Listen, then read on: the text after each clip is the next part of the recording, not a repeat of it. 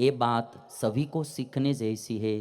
पति पत्नी को छोटी छोटी बातों में झगड़ा नहीं करना, मिलजुल के रहना, क्योंकि अंत तक आप दोनों को ही साथ में रहना है।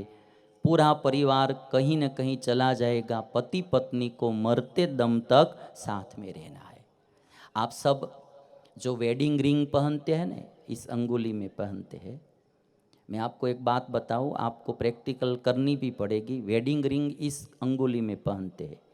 इस अंगुली में क्यों पहनते हैं तो आप थोड़ा सा देखेंगे तो अभी ये जो मिडल वाली फिंगर होती है ना, मिडल वाली, उसको मोड़ के ऐसे चिपका के आपको रखना है, मिडल वाली फिंगर।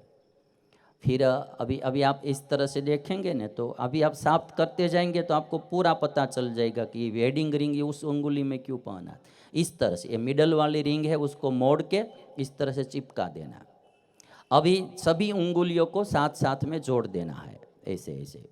अंगूठा है तो अंगूठा को भी जोड़ देना है, इस तरह से जोड़ देना है। ऐसा कहा जाता है कि ये जो मिडल अंगुली है वो हम है, पुरुष और स्त्री जो पति पत्नी होते हैं वो होते हैं, वो स्वयं खुद का वो प्रतीक।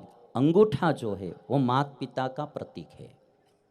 उसको आप ये मिडल वाली जो अंगुल है ना, उसको चिपका के ही रखना है, उसको बिलग नहीं करना है आपको, है ना, उसको चिपका के ही रखना है।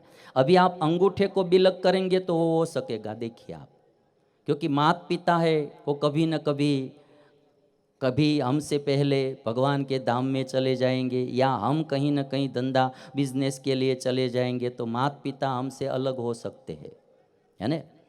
दूसरी अंगुली जो है अंगूठा के बाद की, वो हमारे भाई बहन है। वो भी कहीं पढ़ाई करने के लिए या शादी के बाद अपने अपनी जगह पर भाई बहन चली जाएंगे, तो वो भी हमसे बिलग हो सकते हैं। अंतिम वाली जो अंगुली है वो हमारी संतान होती है इंसानों की, पुत्र पुत्री। तो पुत्री भी ब्याह करके अपने ससुराल चली जाती है, और पुत्र भी कहीं पढ़ाई करने के लिए या कहीं बिजनेस के लिए चले जाते हैं, वो भी बिलग हो सकते हैं। किंतु अंतिम उंगली की पहली जो अंगुली है उसको आप बिलग करना चाहो, जिसमें वेडिंग रिंग पहनते हैं आप, उसको बिलग करो, अलग करो उसको। होती है? नहीं होती है ना। उसको अलग करना चाहो आप, नहीं होगी। अंगूठा अलग होगा, ये उसके बाद की अंगुली अलग होगी, उसकी अंतिम वाली अंगुली अलग होगी, किंतु वो जो उंगली है वो बिलग नहीं होगी। उसमें वेडिंग रिंग इसलिए पहनाई जाती है, मरते दम तक पति पत्नी अलग नहीं होते। वो पति पत्नी का प्रतीक है, वो जो अंगुली है जिसमें वेडिंग रिंग पहनते हैं। और इसीलिए मिलजुल के रहना चाहिए पति पत्नी को। पति पत्नी कैसे होने चाहिए तो कहते हैं कि पति पत्नी दो नैनों जैसे होने चाहिए। नैनों, दो हमारे जो दोनों नैन है वो कैसे होते हैं? एक साथ रोते हैं, एक साथ सोते हैं, एक साथ खुलते हैं और एक साथ बंद होते हैं। वैसे पति पत्नी होने चाहिए। और पतियों को मैं एक बात बताऊंगा कि थोड़ा समय पत्नियों को भी देना चाहिए। जितना समय मोबाइल को देते हैं उससे आधा समय पत्नियों को भी देना।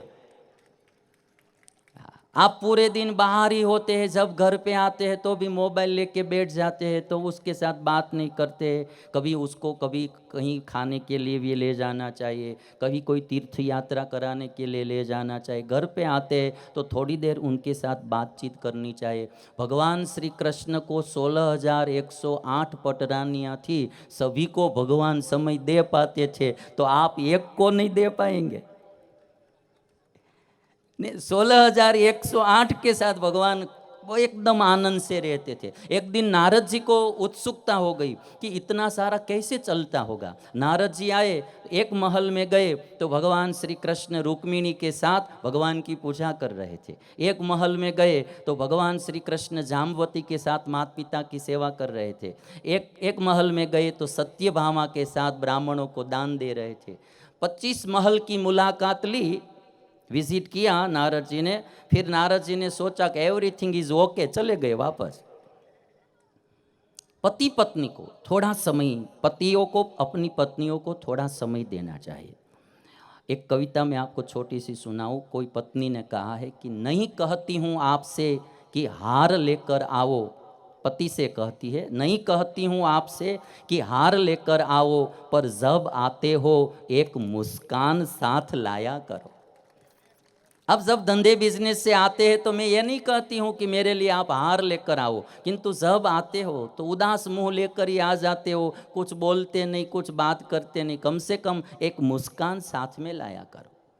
नहीं कहती हूँ आपसे कि हार लेकर आओ, पर जब आते हो एक मुस्कान साथ लाया करो। नहीं कहती हूँ आपसे कि हर पल मुझे चाहो, किंतु कभी कभी प्यार से बुलाया करो, कभी कभी प्यार से बुलाया कर। नहीं कहती हूँ आपसे कि मुझे होटल ले चलो, किंतु कभी कभी साथ बैठकर खाया करो। नहीं कहती हूँ आपसे कि मेरे काम में मदद करो, मेरा परिश्रम देखकर खुशी तो व्यक्त किया करो, खुशी तो व्यक्त किया करो। यूं ही गुजर जाएगी जिंदगी चलते चलते, कभी कभी खुशी से साथ तो बैठा करो, कभी कभी खुशी से साथ बैठा करो। तो राम और सीता जी बहुत बड़े प्यार से रहते थे। पति पत्नी को मिलजुल के रहना चाहिए, झगड़ा छोटी छोटी बातों में नहीं करना चाहिए। और अभी पत्नियों से भी मैं क्योंकि वन वे गाड़ी नहीं चलानी चाहिए,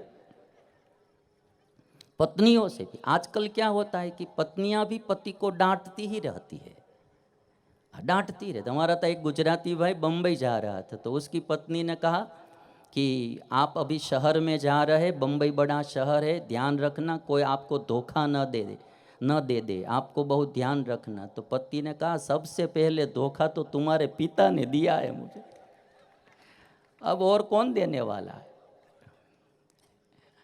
तो पत्नियां भी पतियों को डांटती ही रहती है, डांटती ही रहती है। और आजकल तो भी ऐसी चीजें हो गई है ना कि घर में पति का कुछ चलता ही नहीं है, पत्नी का ही सब कुछ चलता है, राज उसका ही चलता है। एक भाई ने पूछा कि तुम्हारे पति पत्नी में कभी झगड़ा क्यों नहीं होता है? तो कहा कि हमने दोनों ने निश्चय कर लिया है कि घर में जो कोई बड़ा बड़ा निर्णय लेना है वो मुझे लेने का, और छोटा छोटा जो निर्णय लेना है वो मेरी पत्नी को लेने का, इसलिए हमारे दोनों में कभी झगड़ा होता नहीं। तो मित्र ने सोचा कि बड़ा कार्य क्या होगा और छोटा कार्य क्या होगा, बड़ा निर्णय में क्या क्या आता है और छोटे निर्णय में क्या आता है। तो पूछा, हाँ अभी आपको भी ये उपाय काम में आएगा। तो पूछा मित्र ने कि भाई छोटा छोटा निर्णय उसमें क्या होता है और बड़े बड़े निर्णय में क्या होता है। तो कहा कि देखिए कि मकान मोहन नगर में लेना है, दुर्ग में लेना है या रायपुर में लेना है, ऐसा छोटा निर्णय मेरी पत्नी करती है। बिजनेस नागपुर में चलाना है या रायपुर में चलाना है, ऐसा छोटा निर्णय मेरी पत्नी करती है। पुत्र की शादी इस साल करनी है या आगामी साल करनी है, वो निर्णय मेरी पत्नी करती है।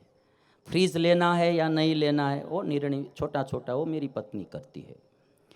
तो टीवी लेना है, फ्रीज लेना, कहीं आज घूमने फिरने जाना, जो कुछ ऐसे ऐसे छोटे छोटे निर्णय होते हो सब वो करती है। बिजनेस कहाँ करना, पुत्र को किस स्कूल में पढ़ाना, वो सब छोटे छोटे निर्णय मेरी पत्नी कर।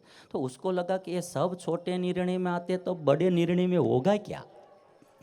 तो पूछा कि भाई बड़ा निर्णय क्या होता है? तो कहता है कि पाकिस्तान के साथ भारत को युद्ध करना या नहीं करना, ऐसे जो बड़े बड़े निर्णय होते हैं वो मैं लेता हूं। इसलिए कभी झगड़ा होता ही नहीं है। तो कभी कभी पत्नियां जो डांटती रहती है, पतियों के पास काम करवाती है, पति इतना थक जाता है, एक तो धंधा बिजनेस की चिंता रहती है, पत्नी का ये धर्म रहता है कि जब पति घर पे आते हैं तो स्नान करने के लिए पानी तैयार रखना और ताज़ा ताज़ा भोजन गरम गरम खिलाना, भाव प्यार से बातें करना। जो पूरे दिन की उसकी धंधा बिजनेस की थकान होती है ना, अच्छी पत्नी 5 मिनट में वो थकान उतार के एकदम ताज़ा तरोज बना देती है। तो पत्नी को भाव प्यार से पति के साथ रहना चाहिए, कभी भी उसको तंग नहीं करना चाहिए और पूरा साथ निभाना चाहिए। एक बात मैं आपको बताऊं कैसी होती है। एक दादाजी का अंगूठा कट गया था, तो ड्रेसिंग कराने के लिए दवाखाने गए, तो डॉक्टर साहब को आने में देरी हो गई। डॉक्टर साहब ने से कहा कि साहब जल्दी करना, मुझे जाना है। डॉक्टर ने कहा कि दादाजी इतनी उम्र में आपको इतनी उतावली क्या है? तो कहते कि सामने नर्सिंग होम है ना, तो कहे हाँ। तो उसमें मेरी पत्नी को एडमिट किया है। दादा बोलते हैं क्या हुआ? वो गिर गई थी बाथरूम में तो हेमरेज हो गया है, तो उसकी याददाश्त चली गई है। डॉक्टर ने कहा कि 2-3 मास आप रुकेंगे, देखेंगे तो फिर से याददाश्त आ सकती है। तो मैं हर दिन 11 बजे टिफ़िन लेकर जाता हूँ भोजन खिलाने के लिए, तो मुझे भोजन खिलाने का समय हो गया है। तो डॉक्टर ने पूछा कि दादाजी वो आपको पहचानती है? दादा ने कहा कि वो पहचानती तो नहीं, उसकी याददाश्त चली गई है।